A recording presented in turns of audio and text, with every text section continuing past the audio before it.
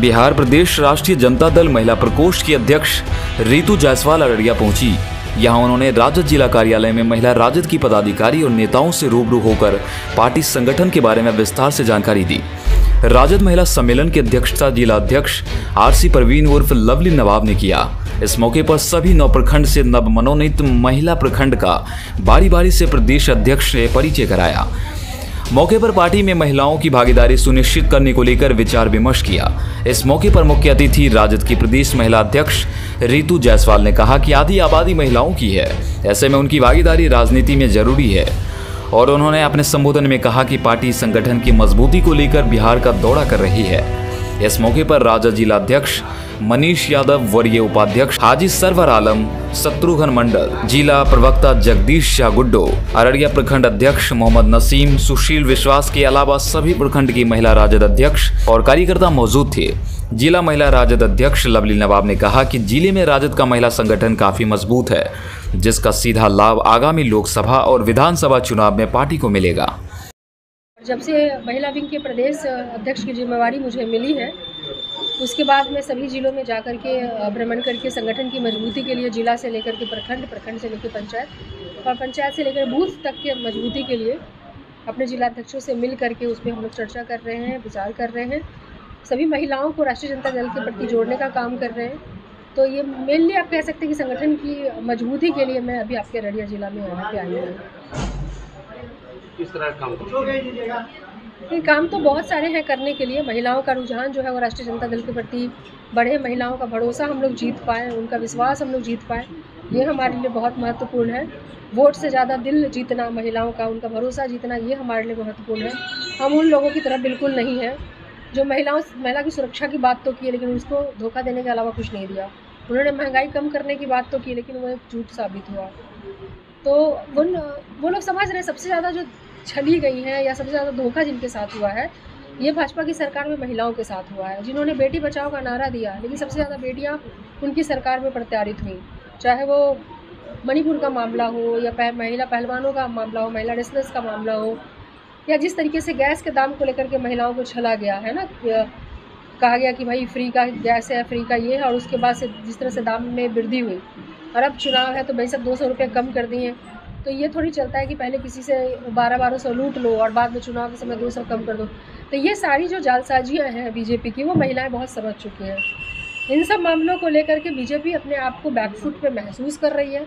उनको लगा कि भाई इतनी कमियों के बाद और इतने महिलाओं को जो हमने पूरे देश की महिलाओं को जो हमने धोखा देने का काम किया है, उसके बाद तो चुनाव निकालना उनके लिए मुश्किल है, क्योंकि महिलाओं की भागीदारी जो है वो वोट परसेंटेज में ज़्यादा होती है पुरुषों के मुकाबले, और वही अपने आप को छला हुआ महसूस कर रही है। तो उनको वोट कोई क्यों करेगा भाजपा को। तमाम तरह के बातें हैं, उस पर वो बैकफुट पे है। बैकफुट पे आने के कारण एक फ़ायदा ज़रूर हो गया महिलाओं को, चाहे वो दिखाने का ही हो। कहते हैं ना कि तस्तरी में लड्डू परोस के फिर हटा दिया गया। लेकिन चलो, एक बात की खुशी है कि महिला बिल जो है वो पास हुआ। महिला रिजर्वेशन की मैं बात कर रही हूँ, चाहे वो उनका बीजेपी का वोट लेने का एक नया हो, लेकिन फिर भी महिलाएं समझ गई हैं कि ये भी जो प्रेशर में है, अगर 9 साल से अभी आपकी सरकार है, आपने अगर उन 9 सालों में भी महिला बिल पास कर दिया होता, लेकिन आज जब अपने आप को आप बैकफुट में महसूस कर रहे हो, आपको लग रहा है कि महिलाओं का वोट अब नहीं ले पाएंगे, तो प्रलोभन देने के लिए तस्तरी में जो लड्डू परोस के दिखा करके छीन लिया है ना, ये आजकल की महिलाएं बड़ी बेहतर तरीके से समझती हैं। आपने बिल पास किया लेकिन टर्म्स एंड कंडीशंस अप्लाई अभी अप्लाई होगा जब तमाम चीज़ों के बाद अगले चुनाव में होगा या उसके अगले चुनाव में होगा। फिलहाल तो सामने वाला चुनाव में तो आप धोखाधड़ी का ही काम कर रहे हो ना। इसके अंदर भी बहुत सारी चीज़ें हैं। जिस तरह के शुरुआत से संविधान में 1950 में संविधान लिखे जाने के साथ ही रिजर्वेशन की बात हुई कि जो लोग जो कहीं मुख्य धारा में पीछे छूट गए हैं, वैसे लोगों को बराबर में लाने के लिए उनको रिजर्वेशन देने की ज़रूरत है।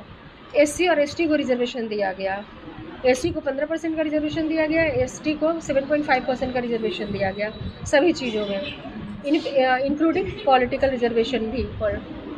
लेकिन वहीं पे OBC एक वर्ग आता है, मतलब अत्यंत पिछड़ा जो कम्युनिटी है, कैटेगरी है, उसकी बात। मतलब आप मानते हो कि ये भी अन्य पिछड़ा जाति में ये भी है ना। तो आपने माना, मंडल कमीशन आया।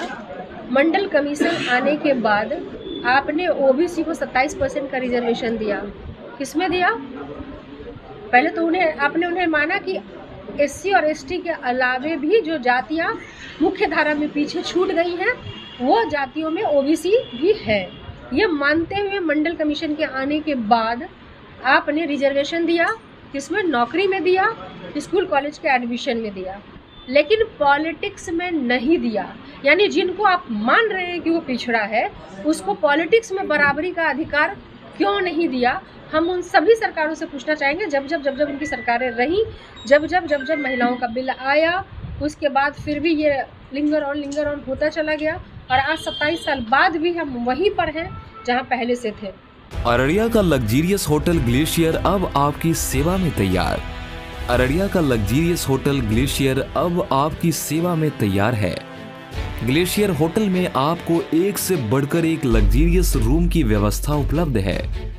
यहाँ पर classic suite room AC, Maharaja suite room AC, super deluxe room AC, deluxe room non AC, standard room AC, standard room non AC एवं dormitory bed, meeting hall AC, conference hall AC, restaurant एवं lift आदि की सुविधा उपलब्ध है।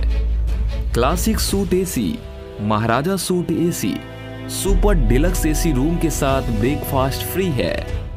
हमारा पता है 0 माइल पेट्रोल पंप के सामने अररिया। Mobile number 9801073344।